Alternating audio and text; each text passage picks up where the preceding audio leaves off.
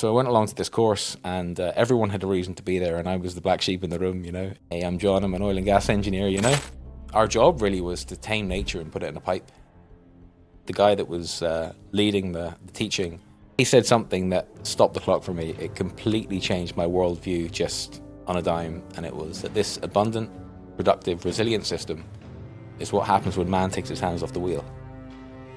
And I was never the same after that. The old kind of approach was like this triangle where humans were at the top. The man has dominion over the birds of the sky and the fish of the sea and the beasts that crawl on the land. So we're moving away from that and actually putting ourselves at the center of an eco-circle, you know, and seeing ourselves as part of that system. People, place, or ecology, and economy. If any one of those segments are missing, then the system doesn't work. And that's the thing, if the supply chain did stop or the system broke, I mean, how many days are we away from everyone's fighting over resources? Do you know what I mean?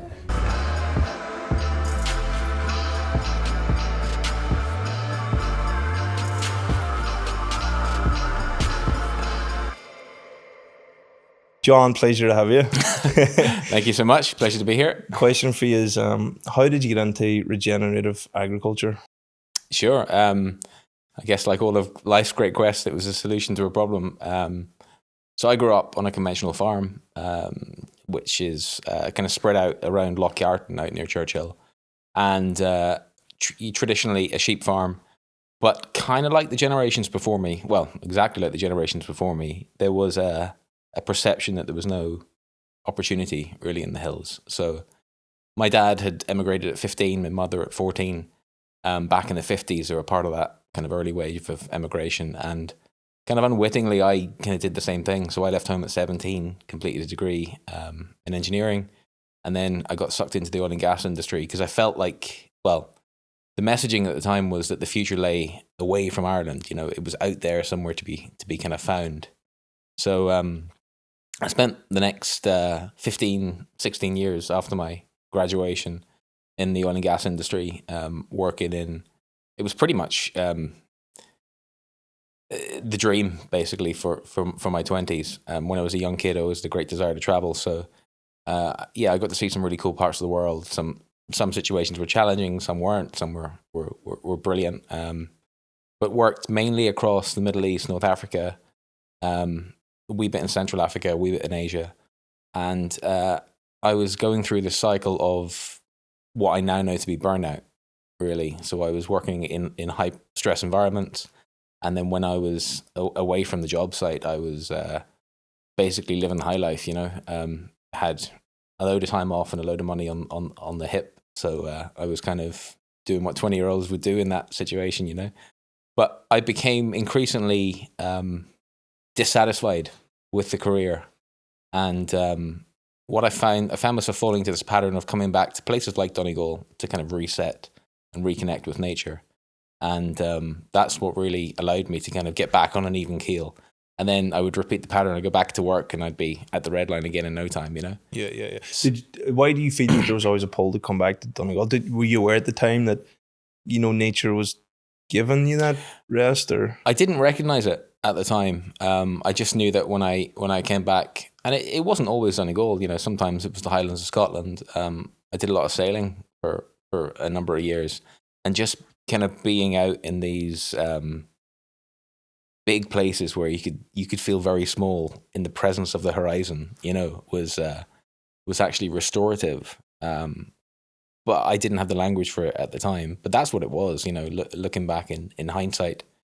So on one of these times away from work, we had a particularly busy time at work, and we had all sorts of stuff going wrong with a couple of projects that we had live at the time.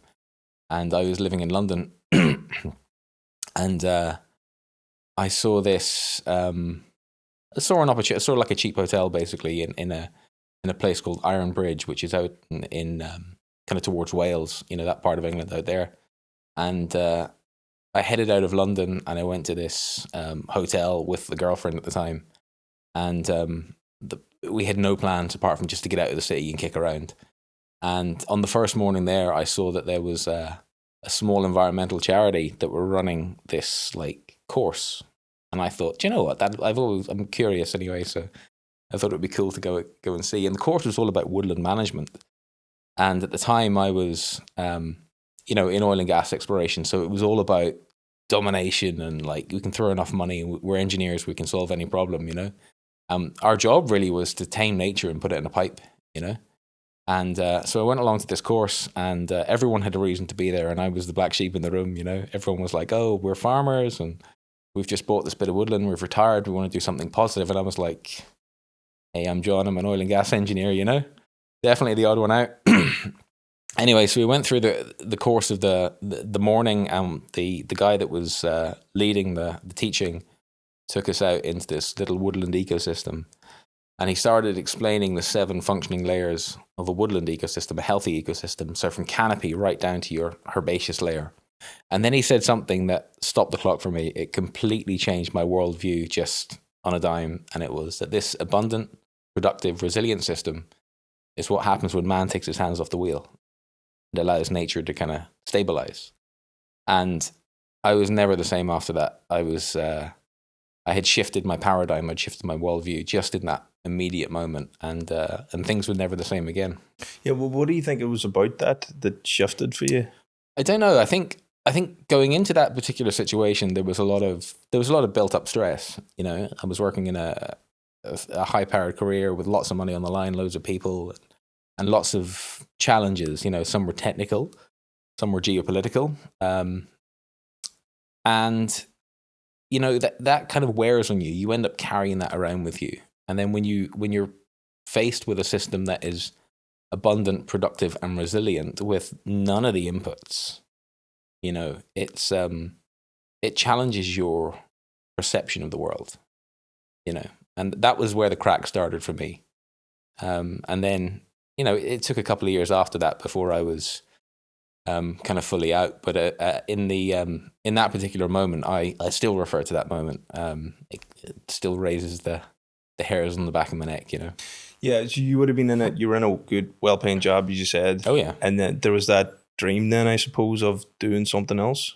No, it wasn't like a dream. It would have been easier if it was like a dream, to be honest. But I went back to the hotel room that evening, actually. My girlfriend at the time I went in the door, and she was lying on the bed reading a book.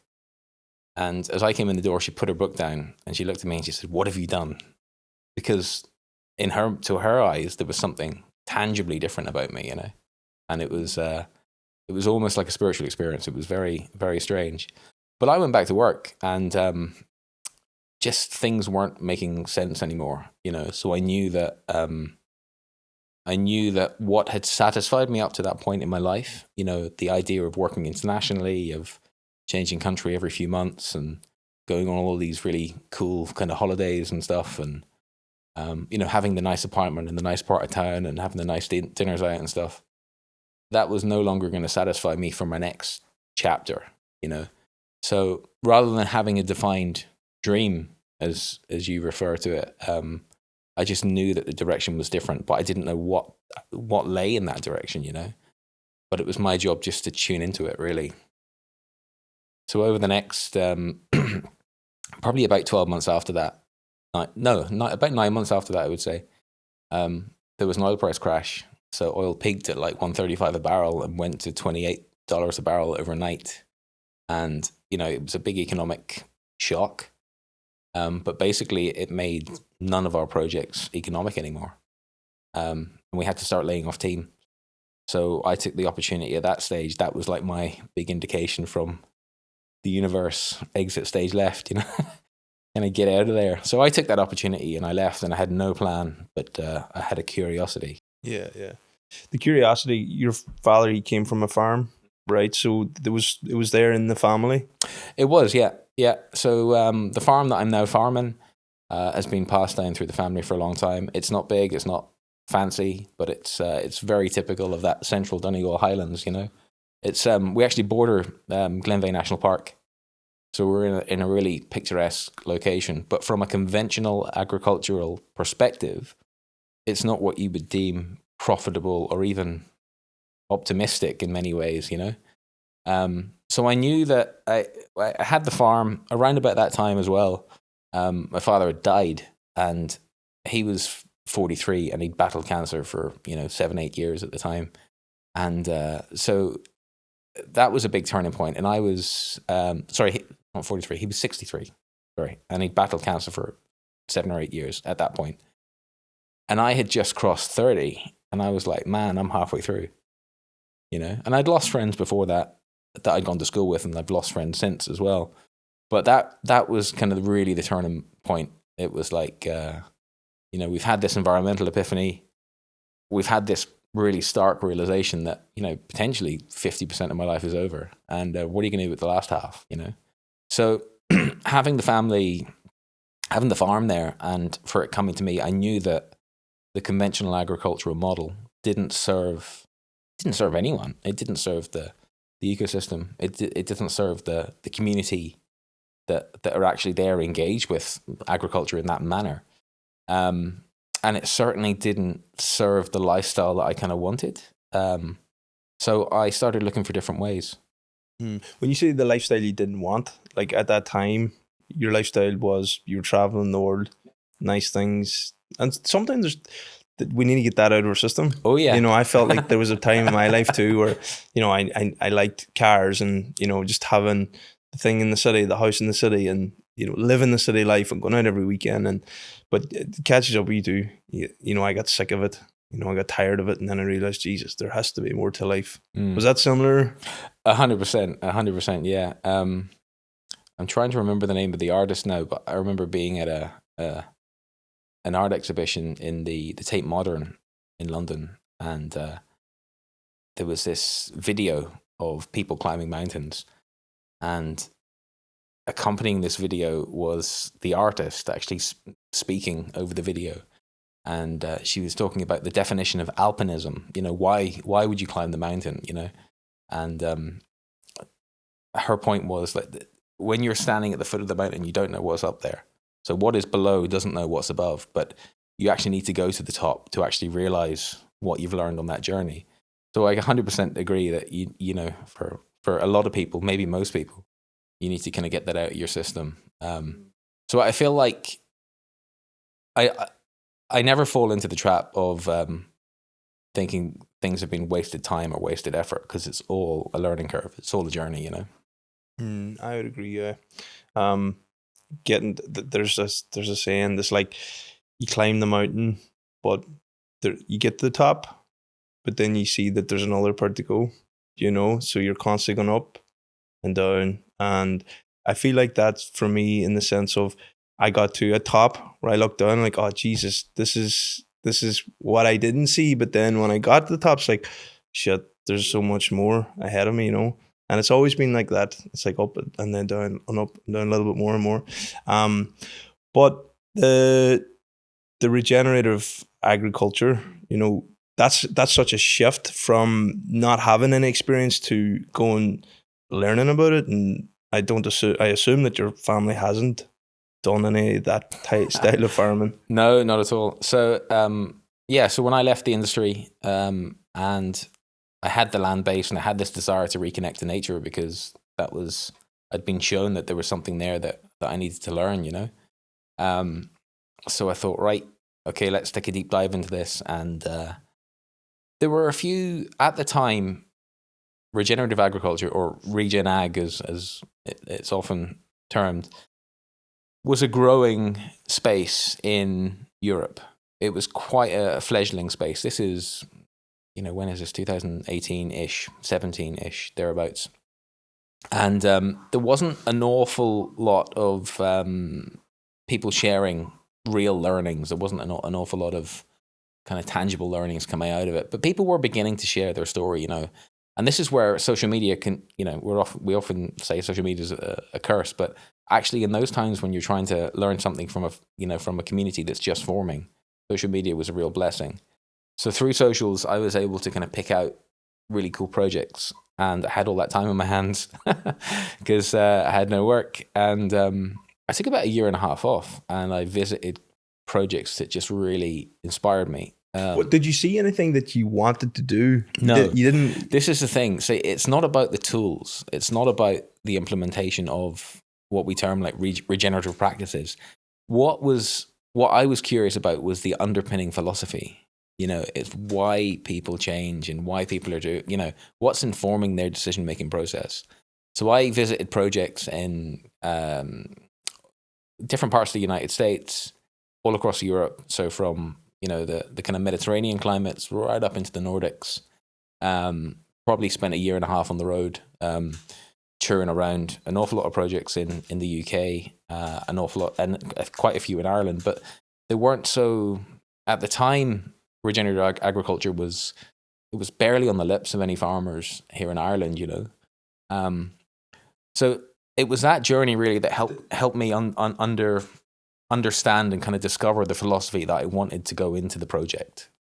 Did you bring it to any farmers in Ireland, or was it ever a conversation with any? There has been since, but at the time, and quite a few. But at the time, I had enough sense at the time to realize that you can't be evangelical about these things. I think our culture in Ireland doesn't really. If you were in America, you would shout from the rooftops about it. But in Ireland, you have to take a slower, steadier kind of solution. People are really they're quite conservative in many ways. They want to see it actually in practice and on the ground before they'll kind of take it seriously. So I knew that that's where our focus had to be. So I came across the work of a guy called Alan Savory, he was the originator of something called holistic management. And holistic management, at its core, is a decision-making framework. It's a way to make decisions on the ground. And each decision that you make balances what we term the triple bottom line. And the triple bottom line is people, place or ecology, and economy. Because if any one of those segments are missing, then the system doesn't work. We can have the most beautiful nature preserve possible, but if it's not financially viable, then it's hand to mouth. It's not truly regenerative. So the work of Alan Savory really inspired us. I talk. You'll hear me say us a lot of the time, but at the time it was me. It was the royal we. But I began experimenting with the grazing strategies that were developed by Alan Savory under the work of holistic management. And grazing sounds so simple, right? Because when I was a kid, it was just a case of you open a gate, you put animals in, and you close the gate, you come back when there's nothing left, But that's not building complexity in a system. That's not encouraging grass plants or forage species to develop deeper roots that are really important for nutrient cycling and for the system to be resilient in the face of a changing climate. Do you mind me asking, how confident did you feel going into this? Not very, but because it's so different to being an engineer. It's very different. I didn't feel very confident, but I was really curious, and I knew that I couldn't go back. I knew that, and that there were times when part of me wanted to go back and just like, oh, can I not just forget about this kind of? I mean, I call it like my environmental epiphany, but it's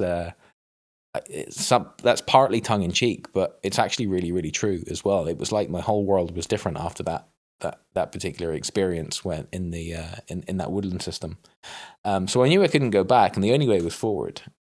So my curiosity would carry me through. So when I brought those practices back to Ireland, I couldn't really find anyone that was really doing this work, or certainly if they weren't sharing it at the time. So I set about experimenting myself, and I originally started out on 4 acres just to see if it would work. So I took part of the farm that wasn't rented, I took it back into management and started doing really weird, funky stuff, bunching and moving sheep. So in regenerative circles, we view animal systems as a tool to manage or to interact with the ecosystem, the broader ecosystem. So in this case, sheep are just a tool. In a conventional system, you would look at sheep as a unit of production, right? So I was bunching and moving these animals, and with no other inputs on the farm, and I was taking pastures that were dominated, like north of 85% moss, very low forage value. You can't build a profitable farm off moss, right? But I was taking them back into grassland systems in about a year and a half with no inputs. But these are areas that traditionally only grew moss. And all of a sudden now we've got a thriving grassland system. And I was like, eureka, this actually works. So how long had you had to wait? Did you say a year and a half? It was about a year and a half, yeah. So that's a long wait. It's actually incredibly quick when you think about the cycles that nature functions on. Yeah, but for you're having to take a year and a half out. I suppose you having to be patient through that time. Absolutely, yeah. And did you know that would take that long? I didn't even know it was possible, to be quite frank. So how long would you have maybe given it? Do you know what I mean? That's a great question. When we're designing interventions for regenerative agriculture, so some of the work that we've since gone on to do is consultancy, where we kind of help farmers through this transition from high input conventional agriculture into a regenerative zero input, more profitable kind of theme. What we do is we build in opportunities to accept feedback at the earliest possible opportunity. We build in those kind of, in engineering terms, we used to call them stage gates. It's like you have this grand plan of where you want to go, but you build in points where you check in with yourself and with how the system is developing during that time. So it's not about waiting a year and a half and then lifting the hood and seeing what's happened. But every time you go into that field, you're actually seeing a bit more complexity. You're seeing more grasses showing up. You're seeing a greater diversity of grassland showing up. Maybe you're seeing ground nesting birds coming in. Maybe you're seeing a part of the field that's now developing a sward that's rooting deeper, that's no longer becoming completely inundated with water when it rains, but actually water is cycling more effectively. So there are all these little green lights along the way, do you know what I mean, that kind of give you enough confidence to keep going. And that's, you learned that through, is it Andrew, did you say? Or Alan? Alan Saber. Alan Saber, yeah. That's very much part of the holistic management process. Yeah. So has he created like a course or a book, or does he have like some kind of work that you can... Yeah. So the thing that really hooked me in was a TED Talk, actually. So he did this TED Talk, I'm not exactly sure, it might have been 2015 or something, but it was around about that kind of time. And it just, I guess I was looking for... at the time, I was looking for alternatives. I was looking for different ways of being and kind of different ways of interacting with natural systems. And there's, like most spaces, there's a lot of woo out there, and as an engineer, I was looking for a process. I was looking for linearity, which of course, I've kind of moved on from slightly now. But what holistic management did was it gave me that framework. There was B follows A. There was a process there to it, and there was a way to like seek out, to build in these feedback loops and to seek out affirming elements of the system that told you were on the right track. So the Alan Savory, his TED Talk was what got me into it, and then I quickly ordered off Amazon his like holistic management handbook, which was like a tome like this thick, and I thought, right, that's it now. I'm just going to learn all this stuff, and I'll be sorted, And I flicked through it, and I kind of threw it from me because it's very, very heady. And that's when I kind of went on my journey and began speaking to, before academics, you actually need to speak to the practitioners. You need to speak to people that are doing it in the field. So that's when I was on my journey, and I was going around meeting farmers that were actually had been practicing this for 20, 30 years. This was not in Ireland, no? This was not in Ireland, no, not in Ireland at all. Is this a better system or a better way than, say, traditional farming in Ireland? It depends. It's a terrible answer, but it depends. Like the reality is, in order to be as experimental as I was, you need to be under-leveraged. Like if you have a big mortgage to pay, if you have a couple of expensive cars sitting there on the front driveway, if you have kids to put through college, if you've got massive tractors, that are on HP, if you've got big investments sitting there in the form of farm sheds, if your farm business is over leveraged, then you actually don't have the flexibility. It's very likely that you don't have the flexibility to be able to do these experiments. I was very fortunate that I didn't have any of those things. And actually remaining kind of lean and nimble and under leveraged has allowed us to build a really solid production base by finding out actually what works in a wet temperate climate here in Ireland, because all of the work that or a lot of the work that I'd visited that inspired me in the vision here was in more arid parts of the world. But it's the underlying philosophies and principles of holistic management that are adapted for our wet temperate climate. That's where we did the experimentation. And of course, what we're doing now is, we're 8-9 years into this, and we've gone from 4 acres to 40, and we're now at about 130. And our goal is to get to somewhere between 400 and 1,000 acres in the next couple of years. I mean, that would be amazing to begin affecting regeneration of ecosystems on a really broad scale that also creates jobs in the local community and feeds the local community. So we're not really, caring about issues of climate change or food insecurity or whatever else. That's the definition of true resilience. And we're now in a position where we can begin to share most of those learnings with other farmers to kind of speed up their own process. Yeah. Then let me ask another question. Is it better for the land? Is it better for nature having this kind of philosophy towards farming? So, is it better for the land? A system, all nature ever wants to do is build complexity.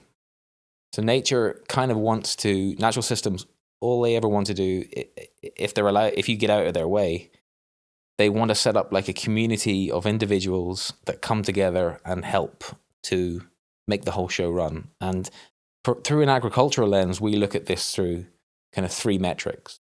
The first is how effectively water is cycling through our landscapes. So that means during heavy rainfall events, is the water having the opportunity to cycle down through our soil column, or is it running straight off across roads and carrying organic matter with it and causing pollution or flood events further on down for other parts of the community? That's an ineffective water cycle.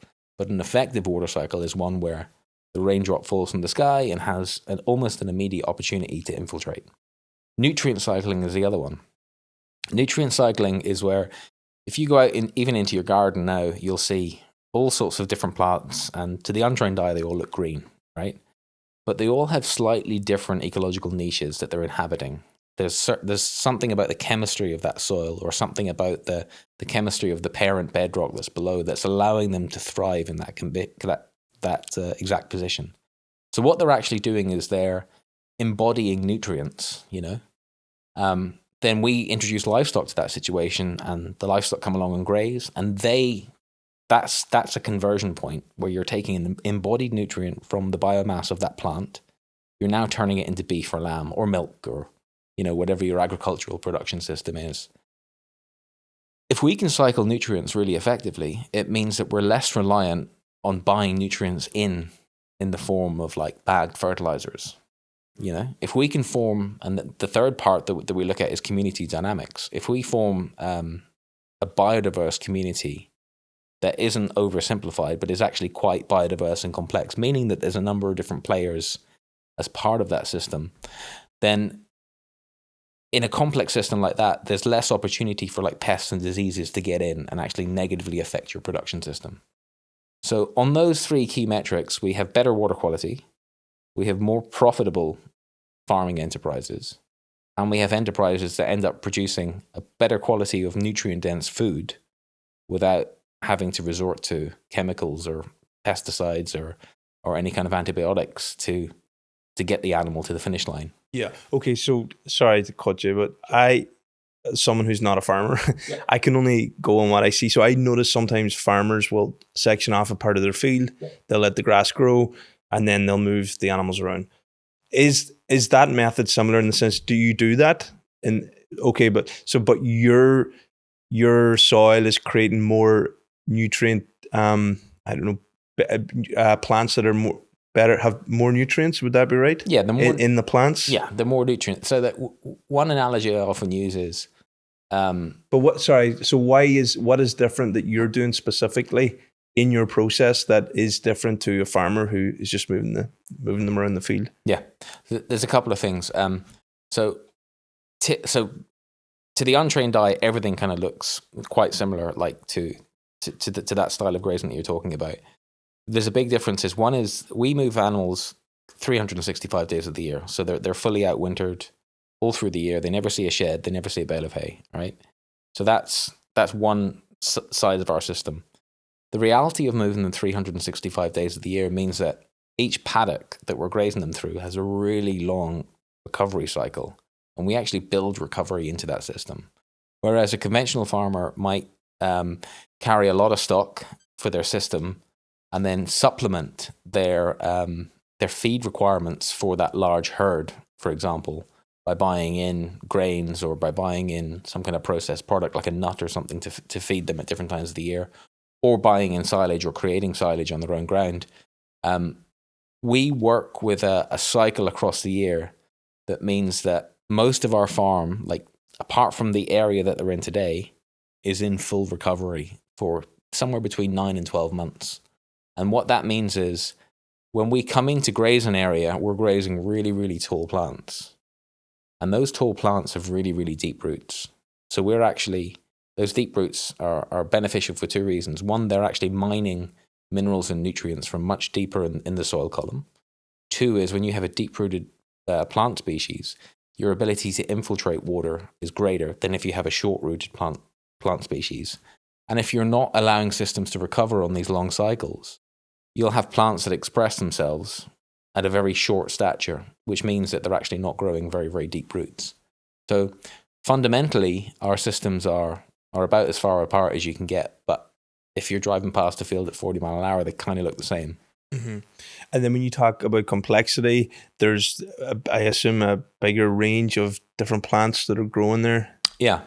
So part of it is the complexity in plant systems. So we might go out into a paddock that has been overgrazed for years and years, generations, in fact. Like on our own farm, we did biodiversity surveys on part of our grazing platform, and we might have found somewhere between 4 and 7 species of plant that kind of dominate these big areas. But as we've shifted to a regenerative system, we've come in with high density grazing and then crucially long periods of rest. What we see is in year 2, you might have 15 species showing up. In year 3, you could have over 20. And that complexity is building year on year on year. And some of those plants that are showing up are like really resistant to drought, and some are really resistant to there being a lot of rainfall about, which means that whatever happens externally, with weather, our farm system keeps on trucking, Mm-hmm. So you mentioned, though, for you, it's something that was possible. And then you obviously give the comparison where someone might have a mortgage, they might have bills. So it's not easy for someone to, or maybe it is, maybe there is a way. Is that a better way for us to provide, provide quality meat if we were able to apply the system? Yeah, for sure. But how does someone who maybe isn't able, who's interested in that? Yeah. How do they start? Who's regen curious? Yeah. Yeah, I like it. No, it's all possible. It's all possible, right? So for us, the way it worked for us, because of the reasons I mentioned, I was able to go full into experimenter mode and find out what works and kind of make the mistakes and really evolve the approach that suited our climate here in Ireland. For other people, actually, we can take those lessons and apply them to a more conventional setup. But it's kind of like weaning a drug addict off whatever their weapon of choice is, whatever their drug of choice is. You don't do it all in one go, because that's how a system just collapses. Everything goes into shock. Your finances go into shock. Your own relationship with your farming operation goes into shock. And not least of all, your soil ecology goes into shock as well. A system becomes dependent actually upon artificial inputs in the form of fertilizers and herbicides and pesticides and the like. So you can't just rip off the sticking plaster. But what it means is there's ways for us to slowly transition effectively over the course of a number of years from a very high input system that might be delivering, okay, maybe you're running 200 animals, but your profitability per head is really, really small, to a system that's running fewer animals, but your profitability is actually much, much bigger, So it's not all about how many cattle you've got, but it's about the profitability of your system as a whole. And also, it's about not eroding the thing that supports you, which is the life of your soil. Mm-hmm. I assume, though, you need a certain amount of land to be able to do that. I know you started with 4 acres, but you started not for profit, essentially. It was an experiment. But if someone did want to start, like, I assume they need a certain amount for them to be able to sustain potentially growing into a profitable business. Yeah, it really depends. I mean, it doesn't all. What's important here is the philosophy and the insights that underpin this work. And like one of those insights is, as I've already mentioned, is how well are your nutrients cycling through the system? How well is your water cycling through the system? How biodiverse is your system? So these are some of the early metrics that we can keep track of. But one of the big insights is actually that we as humans are not apart from, this is not an external system that we're managing. This is actually a system that we're intrinsically part of. So we like to say that we're a part of a system rather than apart from a system. And what that looks like is generally the old kind of approach was like this triangle where humans are at the top. The man has dominion over the birds of the sky and the fish of the sea and the beasts that crawl on the land, you know? So we're moving away from that and actually putting ourselves at the center of an eco circle, you know, and seeing ourselves as part of that system. And that's actually a drastic paradigm shift, because the truth is that chemical agriculture, you know, since the 1950s, has allowed us to really strong arm these natural systems into different forms, you know. Horsepower, the invention and the improvement of diesel engines and four-wheel drive have allowed us to push forms of agriculture into landscapes that they really don't suit, but we can use chemical inputs to prop them up. But, you know, going forward, we're now beginning to realize that taking a really complex system and reducing it makes it more vulnerable in the long term to any kind of external shocks, whether they're geopolitical or from the perspective of supply chain, or from the perspective of pests and disease. I mean, we have a bird flu, an avian flu pandemic at the moment in Ireland, which has pretty much shut down the poultry industry in the run up to Christmas. So good luck getting a turkey. Yeah. And that's if you bring it back to, say, if they were to do things in a natural way, would that prevent the likes of that happening? Absolutely, yeah. I mean, there's a ton of studies out there that show this. But let's, like, perhaps it might be useful to relate it back to human health, you know. So one of the analogies that we often use is if I had a child and I went to raise that child on white bread sugar sandwiches, that child would grow like heck, right? You know, for the first few years of its life. But pretty soon, there are some chronic issues that would show up in that child. You know, there'd be nutrient deficiencies, and there might be issues with calcium absorption or something because a key nutrient is missing from them. So it's exactly the same in agriculture. You know, when you're simplifying a system that actually needs this nutrient dense, that relies upon nutrient cycling from natural forms, rather than a synthesized product like, you know, white sugar, white bread, then the system's ability to handle external shocks, whether they're through pest and disease or whether they're through a drastic change in the climate, is improved. It's increased. You know, so yes, there's a 9-year-old that's raised on sugar sandwiches, and there's a 9-year-old that's raised on whole food meat and egg products, and they might be the same height, they might look the same, but actually the biomechanics and the nutrition that underpins both of them is very, very different. And who's going to be more resilient in the long run?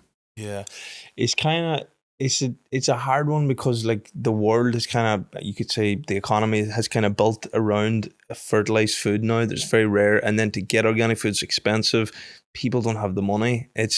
What I wonder is, like, how did we, you could say, go off on a different path? We're like, okay, I suppose it's like we can make food cheaper. We'll make it look bigger. It was like we looked at the end result and thought or think that, oh, it's bigger and it's better and it looks good and it's shiny. But ultimately, if you break that down, it's not as good quality, you know. But like, how did we go that path? Like we did years ago that natural food was just natural food. Didn't even need to be called natural. Now you have to call natural food organic. Exactly. And then other food is just, it's not organic. You know what I mean? Yeah, it's like, weird. It's like the dark secret, you know. We don't want to publicize that we sprayed it with 15 different chemicals to get it to your shelf. Fortunately, so after I started the kind of work in Ireland on our own place, I was spending more time here and I was building a network here, and I began finding people that were actually thinking the same way as I did all across the country, and then began connecting with them through social media as well. And there were some great players in the game. A couple of years after that, there's an event that started off called Biofarm. And Biofarm is like, it's the Ireland's biological farming conference, right? So it's anybody that kind of thinks this way, at all, this is like the beacon project. And it really, I think it was originally scheduled to be like half a day in a hotel in like Carlow or somewhere. And there was so much interest in it in its first year before it had even gone live that it became like 4 days and 700 people or something, in its first year. So once people had that kind of beacon to kind of center around, they flocked to it. And all these people came out of the woodwork, and there was some really cool work being done that hadn't been maybe shared openly before that. But one of the speakers at one of the early Biofarm events was this guy called Dan Kittredge. I was going to mention him. No way. I've met Dan. You've met. I was trying to remember his name. It's like, is it Dan Kilberg? And Dan Kittredge, he's an American. Yeah. So there was a point that I was going to bring up about him. Yeah. So like part of the work that he does is about the nutritional density of food and stuff, and he's shown time and time again how many apples you need to eat today to be equivalent of an apple of the same variety in 1950. And the numbers are crazy. Like, you need to eat like 9 or 11 or something. But the same is true across all key food groups, And, there's a lot of talk about health and nutrition now, and nutrition for wellness, the brain-gut kind of connection. And nutrition is no longer a conversational topic for like the elite athletes out there. It's for people like you and me, who think, all right, I don't want to fall off the peg at 45. I want to have actually a good quality of life as I age. So people are becoming more socially engaged in it. And I think social media is democratizing access to that information. People are better informed now when they go to GPs and nutritionists. Mm-hmm. Yep. Yeah, it's a different world now. You can go on the internet if you want to see that kind of stuff. It's very educational. I've learned so much through social media, YouTube as well. And it's definitely true with like knowing what's going on to your body. Like no one wants to get sick. As you say, no one wants to fall off early. And we can see what can happen if you don't, like eating shitty food, junk food. And don't get me wrong, I do enjoy it now and then. But like, I do. But I keep it to a minimum, when I'm eating, I'm always eating, I'm like, okay, am I getting whole foods in? Am I getting nutrition here? Am I drinking enough water? Getting my, just my nutrients and basically everything that I need for my body to function well so that I can live a healthy life every day, because you don't know. Yeah, you don't know. And it's really funny. Like when I started off this journey, it was all about, it was about an avenue for me to be more connected to natural systems and actually to do something cool. And my curious mind was really satisfied by the idea that we're kind of experimenting and doing something that was potentially gonna mean that my farming enterprise and its ability to support future generations in that valley was going to be more secure, But actually, the longer I continue on this path, like I find that there are inroads to nutrition and wellness. There are inroads to people that are talking about, looking for opportunities to connect to nature for mental health reasons. There's all sorts of facets to this work, but it all begins with the soil. Yeah, it's back to nature, but it is so important. I feel like for me, nature has been like, it is one of the, it's a pillar for me. You know what I mean? If I ever feel like I'm feeling a down day or whatever, I'll just go for a walk, leave my phone behind. And I feel that, well, I can only speak again on my experience, but we don't value it enough, or I didn't value it enough years ago, and it's just I didn't appreciate it enough. And when I think about then, like putting chemicals in the soil and stuff, I mean, it just doesn't seem right. I don't feel that that's the best way forward for humanity, trying to manipulate, as you say, like we think of it, we're at the dominion, but if we're going to manipulate nature long term, I don't know, over hundreds or thousands of years, we're never going to conquer nature. Nature will just, it'll spit us out. It'll keep going. It'll keep trucking. It'll keep trucking. Yeah. It's interesting. Somebody asked me recently, the work that we do, what's your goal? You know, like as if there was some fixed vision that we were working towards, you know? And it's not about a goal, but it's about a context. And a context is like a general direction. It's a general kind of philosophy or vibe, you know, that you're generally heading this direction. So for us, as long as a system is getting more biodiverse, more complex, then we know that it's going to be able to, you know, to soak up those external shocks. We've already said that. But we also know by extension that if a system is more biodiverse and we're actually managing our livestock well, that it's also more profitable, because now we're not having to buy anything from outside of our farm gate to close nutrient cycles or to keep animals fed over the long run. Then another symptom of that is that we're producing 100% grass-fed beef from a system that's regenerating the ecosystem, but from an animal that's never seen any kind of medication or antibiotics or anything like that, you know? So we're delivering we have access now to the most nutritious protein source on the planet from a zero input system that's actually doing fundamental good for the ecosystem that we live within. And all of that, if there was one longer term symptom that I would look out for, is to develop a style of farming that suits the west coast of Ireland, which is really challenging because of climate and because of rainfall and because of topography. And there's all sorts of challenges in the way. But ultimately, if we can develop a more profitable, resilient form of agriculture that works here, then we can have more lights on in the glen. You know, we can have more people that get to 17 and actually say, do you know what, there is opportunity here. There's something new here, or there's a role for me to play here, rather than, right, you know, when I'm 16, I'm thinking about whether I'm going to Australia or the UK or Canada or whatever. Yeah, because it's a nice place to be. It's incredible. It is. But I think sometimes there's that itch, isn't it? A lot of time just to go away. You have to go away. It's the mountain. Yeah, but you also, like, yeah, it is the mountain. Yeah. But sometimes, and again, for me, you have to go away to realize, actually, now I see it in a different way. Yeah. You know, I mean, I admire people who can appreciate it without going away. Yeah. You know, I think that's a rarity. It's a rarity. Yeah. It's a rarity. And it's becoming increasingly more difficult, I think, in a world that is so digitally connected. You know, the planet's got very small. Like, I'm a bit older than you. I think we've established that. But I didn't get my first mobile phone until I was like maybe second year at Letterkenny IT, something like that. And it was one of them Nokia, you know, the ones without the antenna, 3310 or something. Yeah.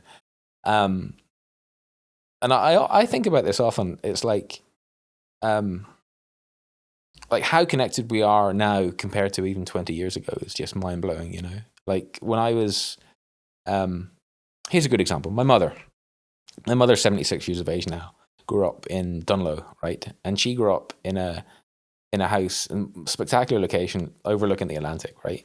But grew up in a house that had a radio set that they needed to take the battery out of it to take it down to Dunlow to get charged once every few weeks, you know?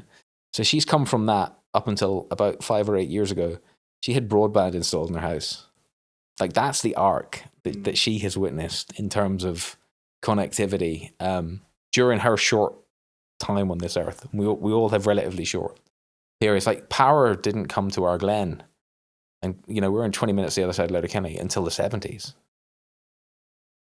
You know, that's kind of wild. Like it's kind of wild, but yet here we are. So like we have access to so much, but I actually remember people living nearby who had no power, not nearby here, but nearby my granny and granda's, up the road, up a lane, no power. I don't think, maybe they did, I can't remember, but anyways, they had no toilet. Do you know what I mean? And I was just like, that was just stepping. That was a line. That was a step back in time. No, don't, like, I mean, you had to experience what it was like, you know, taking a step back in time. Sure. But yeah, I would be surprised to see it today. Yeah, no, for sure. But like also to go back to that thing about, you know, the desire to leave and stuff. I think it's more accessible than ever to kind of leave, and it's actually more necessary because I think people can get lulled into this sense of security, and it's completely false. Where you know you hear about these far-flung places, you know, and all you have to do is Google them, and you look at it on your phone, and you can do a deep dive down the rabbit hole on any country in the world and feel like you know it. but you haven't put boots on the ground. You haven't experienced the culture. You haven't tasted the food. You haven't learned the lessons that they have to share. That only happens when you actually achieve that human connection by being there. So I'm not against immigration. I'm not against people leaving young or actually having this desire to hit the road at all. But what I am for is for actually people seeing opportunity because opportunity is everywhere. But it just takes a shift in perspective. How has been moving from engineering and in oil and gas to working in nature, like lifestyle? How would you see yourself now versus then? Yeah, it's funny. I don't know whether I was wired for engineering or whether I was just so affected by it. But I tend to have a very kind of process-driven approach to problem solving, which is good, I think. It allows me to objectively look at situations and kind of weigh up different courses of action. So I think that has stood me in really good stead. On a personal level, there was a number of years there where I didn't see a winter. You're living in desert locations, and when you're coming out of a desert location, you're not going to come back to a rainy climate, are you? So you're going to go somewhere else that's kind of warm and you can ride your motorbike without a big jacket on you. It's but that itself has its own issues as well. It's like, I remember when I moved back to Europe after a period of maybe 5 or 6 years living away, I didn't realize how much I missed the change of seasons, and actually that change from winter through spring into summer, and then the closing at this time of year now. It's so important to health and well-being. Being in tune with nature when you're constantly moving from artificially lighted environments with air conditioning into your car, which is another artificial environment with air conditioning. Your system isn't functioning the way it kind of has evolved to. There's a great book I'm reminded of called The Comfort Crisis, if you read it. It's a great book, and it's all about how the author's kind of perspective is that a lot of the chronic kind of diseases and maladies that we kind of face in modern life are actually caused because our body isn't functioning as it has evolved to. We live our life in a very narrow band of comfort. We're warm all the time. We never experience extreme heat or extreme cold. So our physiological systems aren't getting the exercise that they need to cope with those external stressors. Similarly, we're not eating foods that are whole foods anymore, that are not biocomplete. They're synthesized products which are delivering macronutrients, but not delivering micronutrients that are also necessary for our health and well-being, And it's a very interesting thing because rather than working in an office environment now and kind of running from one air-conditioned environment to the next, it's a far more kind of healthier, vigorous lifestyle that we're leading now by actually being out in all weathers and throughout the year by choice. When you're a kid and you're asked to go out count sheep on the side of a hillside and the hail is pelting sideways off your face, it's not so glamorous. And I'm not trying to romanticize it either, but sedentary life, I do believe, is slowly killing us. We're sitting like this for hours a day, and we're actually paid to. We're losing the ability to kind of move and express ourselves, and that plays out in all sorts of ways. Yeah, I think it's important to have something, an outlet, because if you are sitting at a desk all day, whatever that be, that you are moving your body, that you're feeling that absolutely discomfort.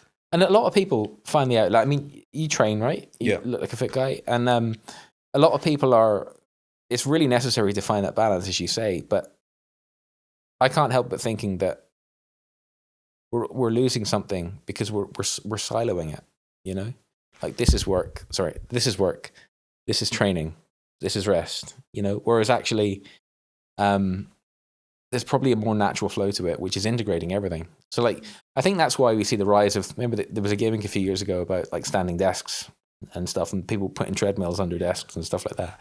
And I think that goes some way kind of towards it, but the reality is, I think the tide has kind of turned, and we're fully hooked into a digital system now that we're going to find it really hard to kind of pull ourselves back from. Yeah, and on that point too, I think sometimes people can get caught up of like, oh, I'm too busy. I'm too busy to. So work is number one, and that's what they focus on. And then I'm too busy to work out or go for a walk or go for a jog, whatever that is.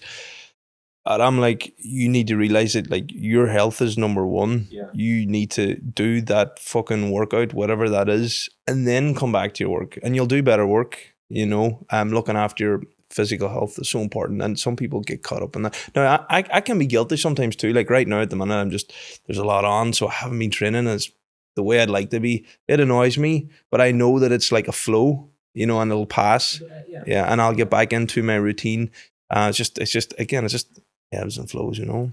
It's yeah, for sure. And it's that thing about priorities is really important, actually, you know.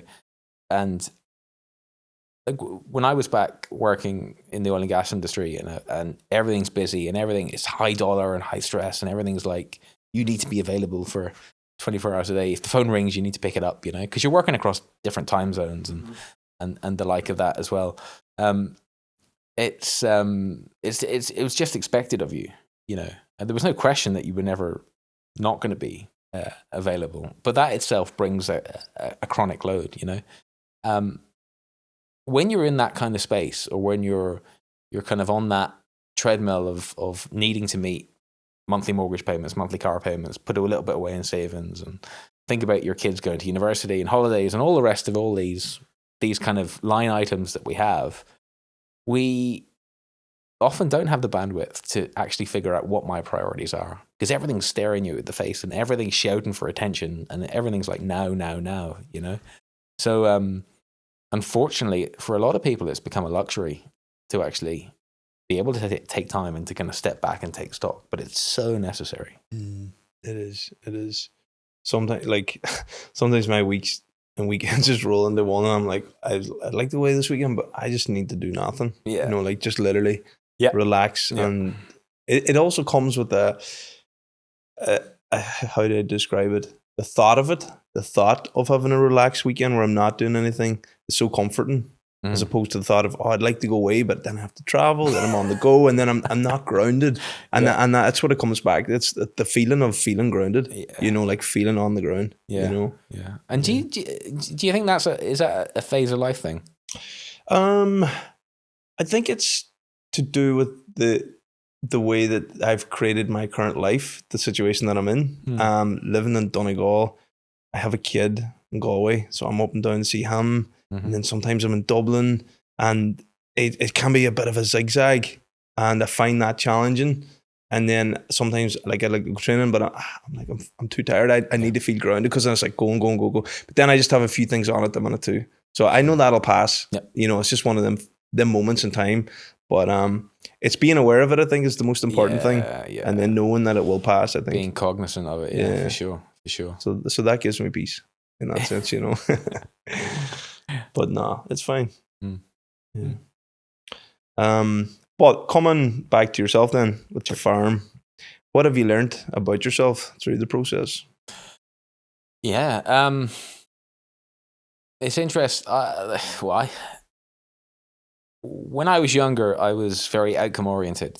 You know, you were what? Sorry, outcome oriented. Okay. You know, so it was like another way of saying kind of I identified a goal and figured out a kind of backward engineered a way to get to that goal, and then you just steamrolled it. You know, you just did the thing, whether it was exams or professional qualifications or accreditations, or, you know, working for 5 or 6 weeks in a row, you know, in a remote location. You just did it. You know, you just kind of steamrolled at it. And I'm much more about the process now, actually, and seeing opportunities as they arrive. And what I prize now at this stage of life is actually flexibility and having the bandwidth to kind of see opportunities when they come up, you know. So for me, that feeling of being grounded is really important, and it's really important that I'm doing work that I believe in, work that kind of satisfies, not just kind of ticks the box and allows you to keep the lights on, but also puts you in a place where you know that you can say with the hand on your heart, you know, that you're actually on some small corner of the planet, you're actually, you know, doing something good. And the other cool thing about the work that we do now is you get to meet some really cool people, you know, and some of the conversations that we have, you know, whether they're in an environment like this or whether they're on a hillside somewhere, you learn something from everybody, you know. So rather than thinking I could just steamroll my way to any kind of goal I set, which I probably could when I was in my 20s, this chapter of life was much more about being kind of open to opportunities and being nimble, you know. Mm-hmm. Yeah. Can people come and visit your farm? Oh yeah, openly. Sure. Yeah. So in the early days, people could come and visit openly, but we've been kind of busy as we've kind of, you know, there's been a lot of requests in the last year. So what we do now actually is I mentioned the triple bottom line earlier on, and the human element, the community element of our triple bottom line is all about not just sharing what we do, but building those kind of interpersonal relationships, you know. So we run a series of volunteer events during the year, where we do some little task. And it's typically once a month from about Easter through until, you know, October, November time. And like, for example, because of the way we farm, our farm's kind of complicated. It's across 8 sites, right? And because of our grazing management, we're moving them every day of the year, and we often have to move them between these sites. But rather than have a load of money tied up in a depreciating asset, in a tractor and a trailer, we walk them up the road, and we need people for that. And it's actually become one of the highlights of our kind of volunteer calendar. Is a couple of times a year, we get a group of people together that just want to come and walk cattle, you know.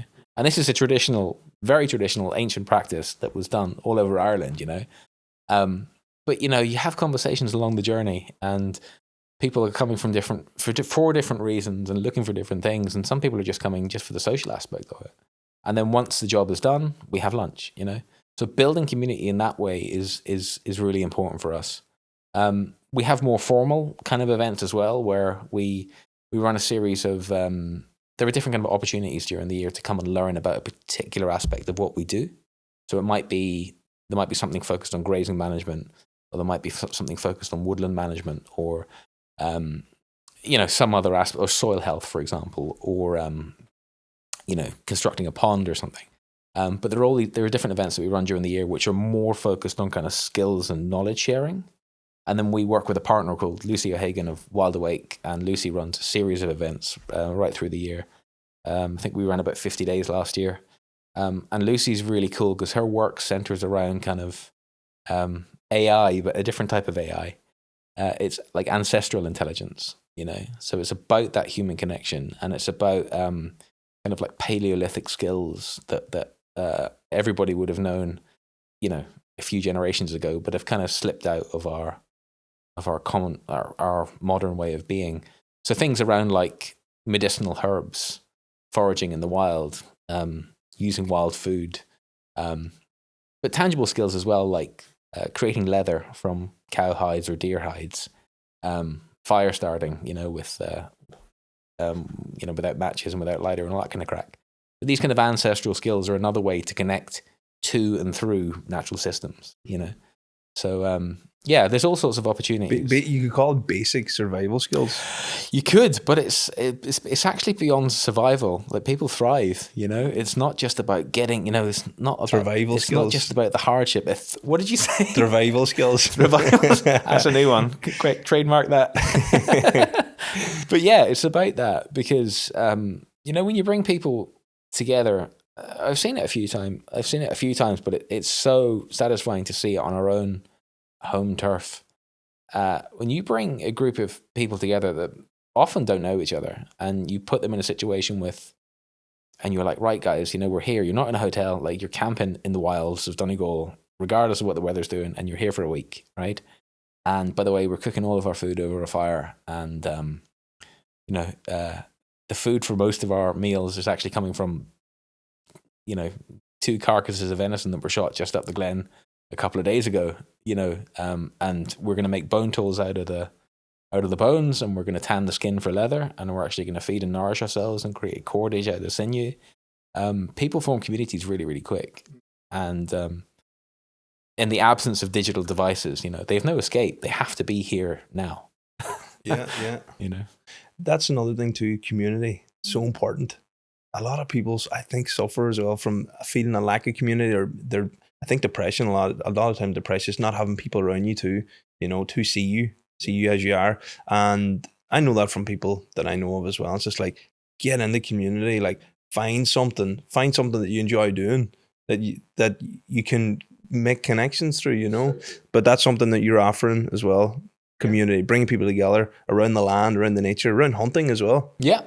Sounds interesting. Like food for us is like a core. Food is the thing, is the commonality, and it's a really easy access for everybody. Like we've had like vegans and vegetarians on the farm. They have. We've had people, man. We've had people on the farm that have like been vegan and vegetarian for years, and they've come and they're like, "Oh, I don't know how this sits, but I'm curious. I'm here to hear about you, or hear about your operation or whatever." And they've actually taken that first bite, and they've felt nourished. And anyone actually that's that's done it from coming from that perspective, I've had conversations with every one of them afterwards, and it's like we're not like some kind of therapy for vegans or something. That's not what we're trying to do here. But we are trying to strengthen those relationships between people and where their food comes from and where nourishment comes from. And the people that have kind of crossed that threshold back into tasting meat on our place haven't regretted it. We've heard some really positive stories from people who have kind of turned around the patterns on like chronic health issues and stuff like that as well, by introducing ethical kind of meat back, non-industrial kind of meat products back into their lifestyle. But your earlier point as well is an interesting one. It reminds me of a quote I heard about when you're talking about community. I was talking to a lad a while back, and he's probably in his 60s or so. And I was talking about community, and I was saying how he was like, "Where do you get all these people to come and walk cattle for you? Where do they come from?"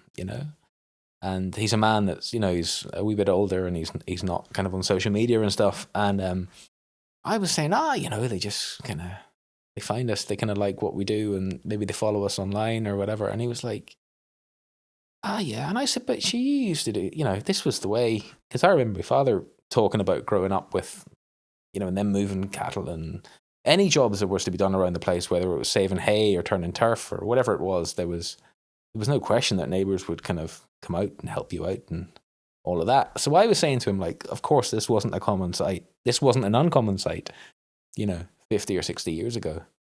And he thought for a bit, and he says, yeah, he says, but then the Celtic Tiger came. And he says, people got rich, and they started putting gates up at their houses. And I thought, wow, that's actually quite something. Because even when I was a kid, I don't remember so many houses with gates on them. That's an interesting perspective. Funny little thing, isn't it? Definitely. It changes the dynamic, of course, because it's not as easy just to walk over to somebody's house and say hello. Yeah. And, in agricultural communities as well, you see almost everybody has a tractor. Everyone's got a load of trailers. Everyone's got, people don't like to ask for help anymore, And I'm not quite sure where that comes from. But, it's something that we try to do, actually, is to rebuild a lot of those connections with our own community and neighbors and stuff. And it's not just about giving, It's not just about giving. It's not just about giving a few hours to your GAA community or your local development group or whatever it is. The other part of it is about asking, and actually saying, "Hey, look, I need a hand with this," and we do that quite often, and then we find that as we do it, then neighbors will feel more comfortable asking us for a hand, and that's where the reciprocity comes in, But somebody has to be the first to start it, Yeah, and that's the thing. Humans, we want to help. Yeah, inherently, like exactly. we want to help each other. Yeah. And there is something good about when you help someone too. There you feel good. It's like, feel good. They needed my help. I mean, I must be useful. You know what I mean? But no, but it's the contribution. It is, yeah. It's the contribution. Yeah. I think we are wired. Like, we are wired. You know, there's all sorts of like anthropological studies that show that we're wired to live in communities of a certain size, and you know, smaller than that we don't do so well, and larger than that we don't do so well. Yes, I'm aware of that. You know, like there's a whole. So studies is like the very end of the spectrum. But dude, the data's crazy, right? If you look at, I was reading something recently, and it was like something like 85% of the population of Europe lives in an urban setting. Wow. Dude, it's mind blowing. So only 15% are in a rural area. Yeah.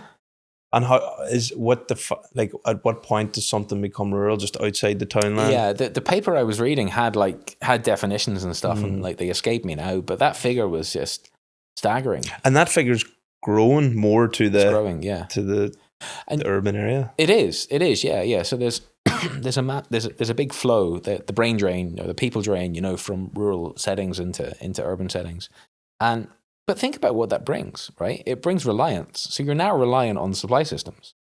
You know, we had, was it the Beast from the East a few years ago where people were fighting over toilet rolls and white bread, you know? And it's like how resilient is that system that is like at the tail end of a really long, complex supply chain? And the reality is it's not, you know?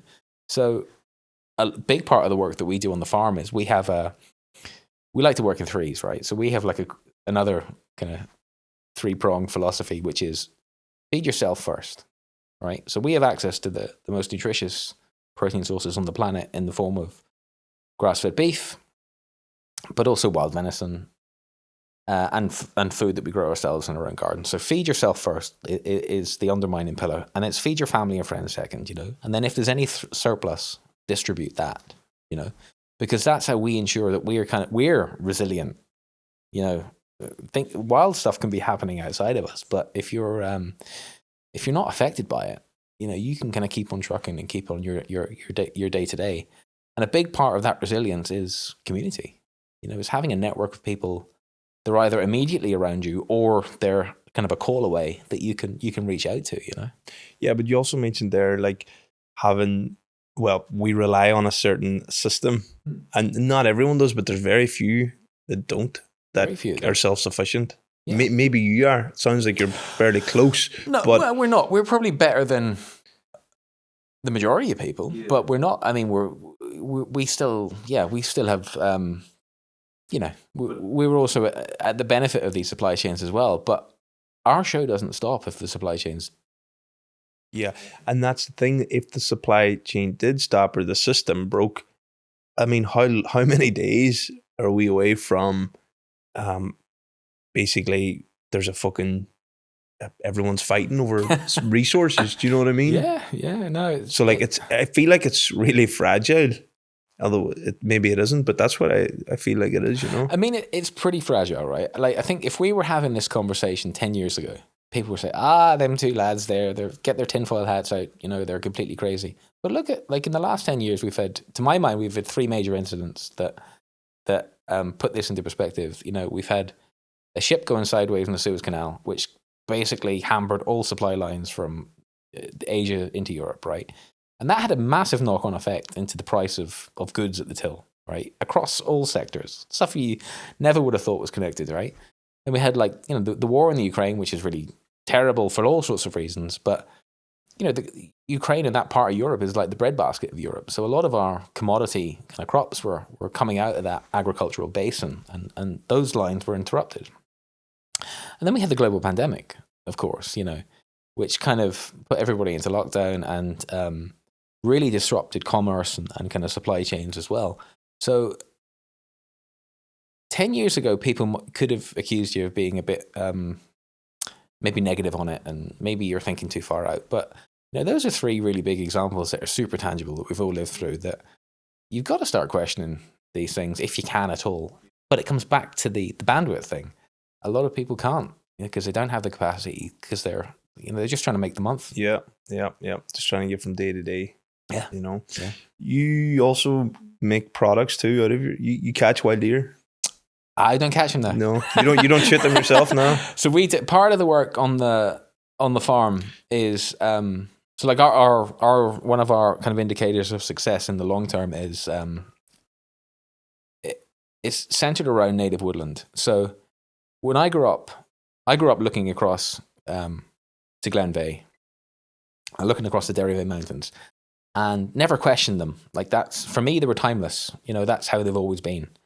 But then around that time when I started, in my kind of 30s, when I started to spend more time in Donegal and I was kind of decompressing during those periods, it became apparent to me that the Irish name for them is Cruchtadavaha, the hills of oak and birch. And the question struck me. I was like, where the hell are all the oak and birch? Because they're denuded, they're bald kind of landscapes, So that is the core question that kind of started me off on a lot of this after my epiphany, which is, where the hell are these oak and birch, But they're there.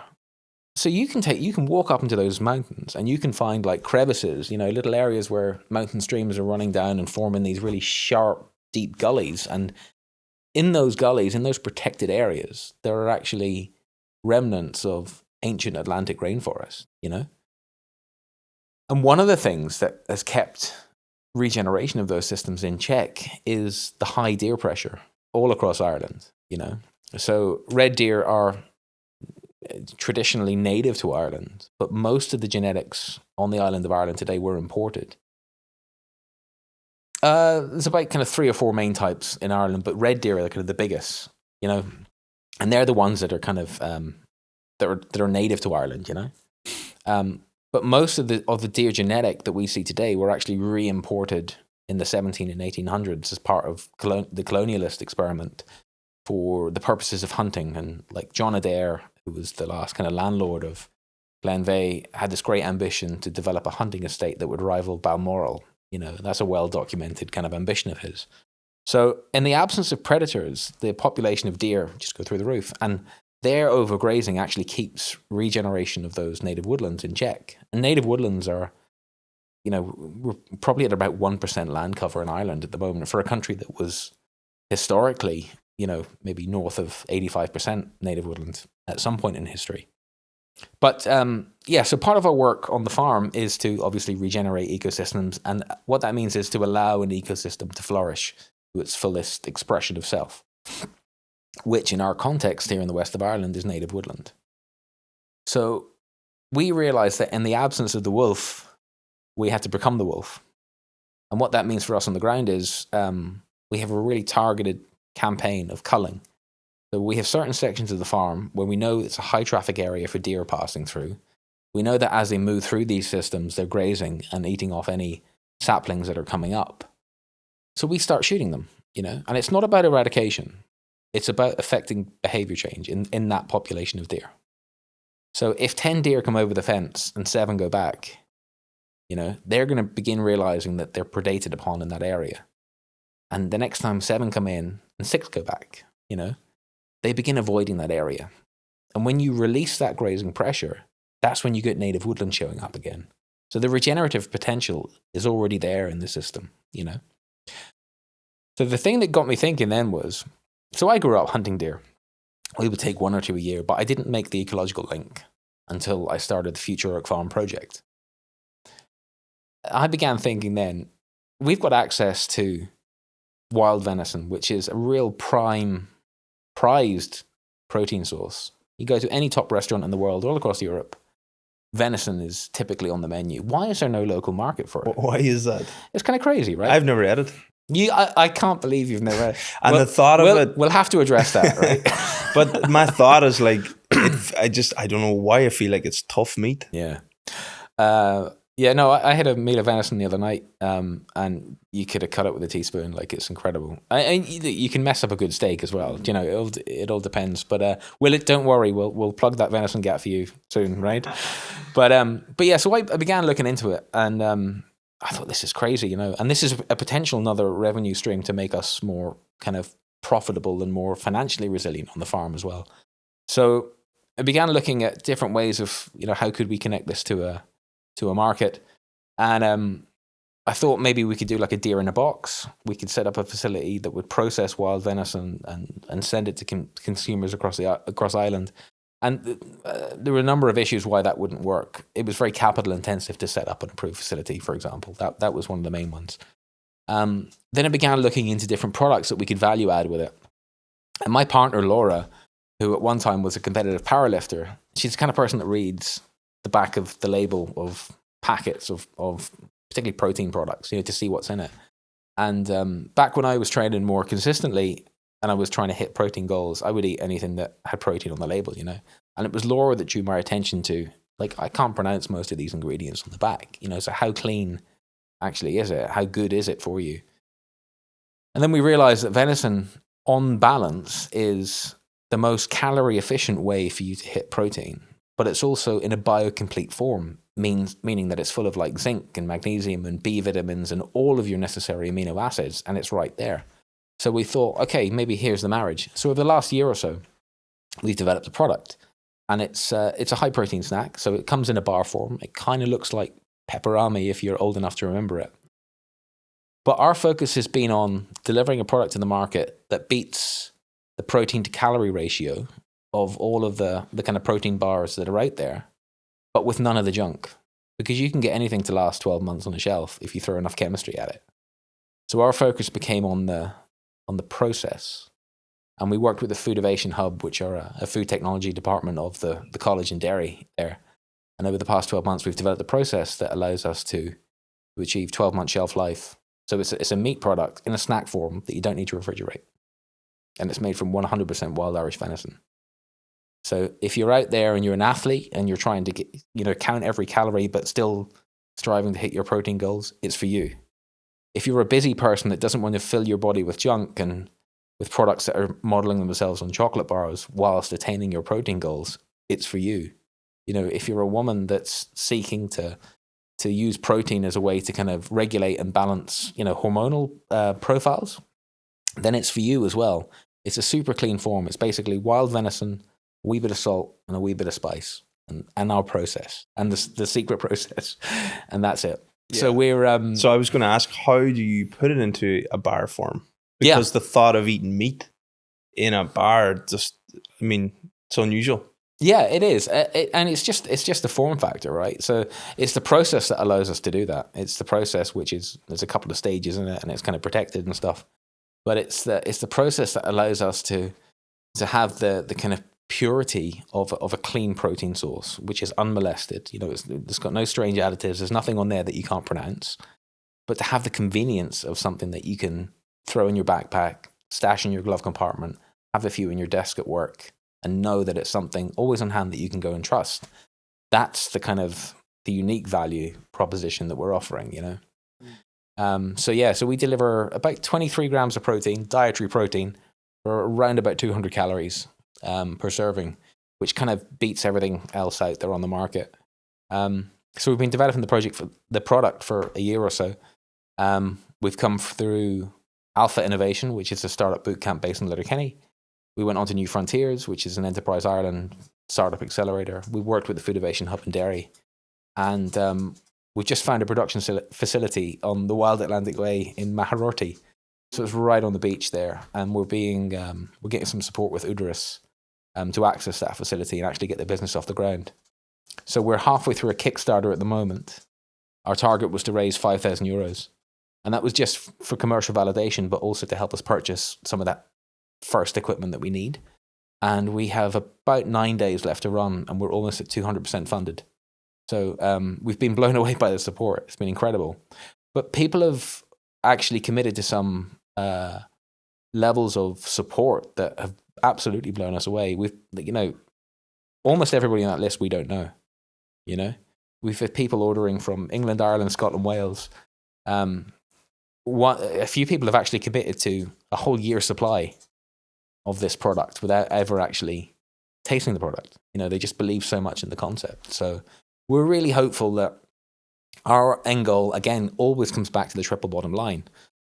So that if we can take a facility that currently isn't being used in a rural part of Donegal, and then we can take a natural wild resource that is also keeping our ecosystem in check and actually marry the two of them together to create a product that allows us to create jobs and stimulate economic activity in our county, then for us, that's the triple bottom line completely balanced, So we've got high hopes. So the project will be, Kickstarter will run until December 5th. And then we are in our facility, looking to be in our facility by February next year, and with first products hitting the consumers' doorsteps by March. Very good. That's exciting. Super exciting. Really busy. Yes. And what's the plan in terms of like, where can you buy it? Yeah, so initially we're D2C. So we're D2C, direct to consumer. Yeah. So initially we're direct to consumer. So it'll be online. It'll be online. Yeah. So we're Wildco Venison on all the platforms, Instagram, Facebook.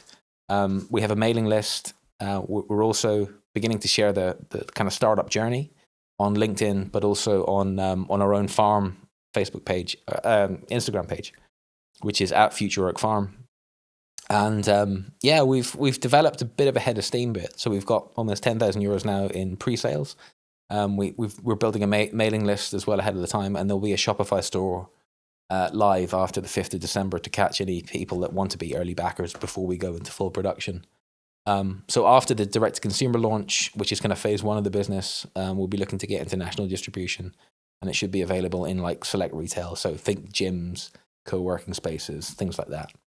And then, and then see if we can reach out and touch markets at distance, And it all comes back to our desire for business to be truly regenerative and actually to leave value in communities.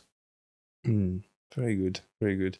I don't feel like there's many people I've met who've had that kind of philosophy, It's very interesting to hear how you've applied it now to a new product as well. I don't think that wasn't the initial plan, was it, to get into protein bars? Was Not it? at all. It's funny how it's grown out of it. Like, yeah, this is what I say about having the bandwidth to realize opportunities when they pop up. If you don't leave space for creativity, then you don't see the opportunities. So true, so true.